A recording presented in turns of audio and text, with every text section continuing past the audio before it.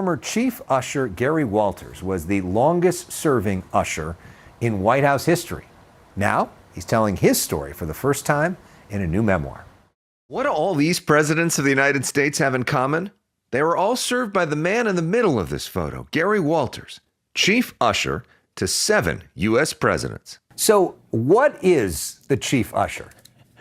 The chief usher is responsible for the operation of the executive residence. Gary worked directly with the presidents and their first ladies to oversee the first family's public ceremonies and private home life. Did you get goosebumps in the early days? Yes.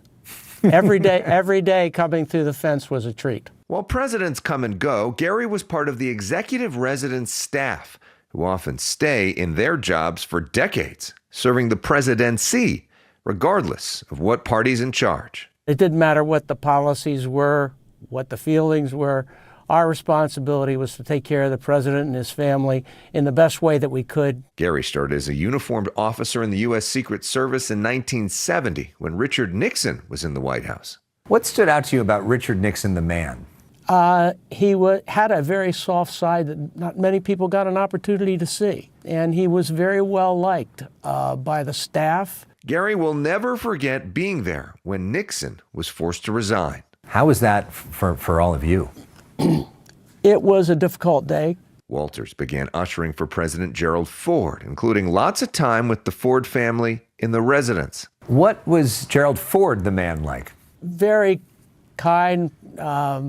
He just was a person that anybody would want to sit down and talk with. Then came President Jimmy Carter. President Carter was probably one of the smartest men that ever had been in the office. Next, President Ronald Reagan.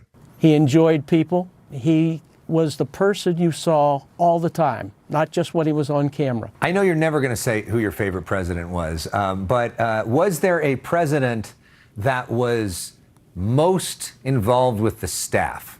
Yes. Barbara and George W. Herbert Walker Bush.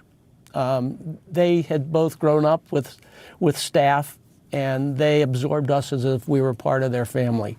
And we had wonderful interactions with them. He says the Clintons did not grow up with staff. I believe that he and Mrs. Clinton had a difficult time feeling comfortable at the White House. Gary says by the end, they all got along great. President Clinton was had one of the greatest memories of anybody that I have ever met. Gary first served George W. Bush as the president's son, and then as the president himself. Miraculous for me to be able to do that.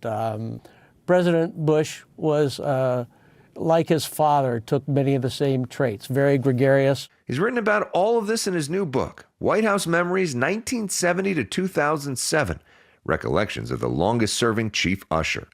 All of Gary's proceeds are being donated to the White House Historical Association, a nonprofit that preserves presidential history. What's sort of your big takeaway from all of those years at the White House?